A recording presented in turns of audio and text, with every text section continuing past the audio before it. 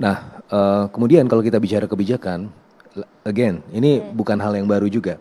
Karena pada saat COVID itu juga pernah dilakukan ya. Bagaimana waktu itu ada placement dari pemerintah ke perbankan nasional dan itu pada saat itu juga bukan kehilangan likuiditas juga. Permasalahannya juga dari sisi demand.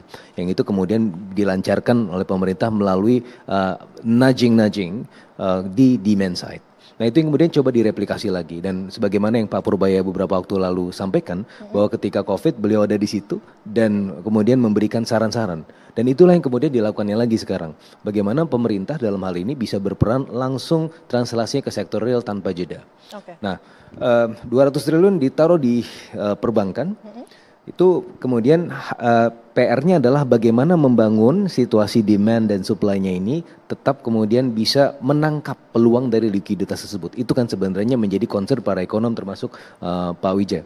Nah, caranya bagaimana? Makanya kemudian dikeluarkanlah paket stimulus 8 plus 4 plus 5. Itu penunjang berarti? Betul, penunjang untuk apa? Sebenarnya this is the heart of fiscal stimulus. Jadi 200 triliun itu adalah ya bukan kebijakan, tapi cuma menempatkan saja.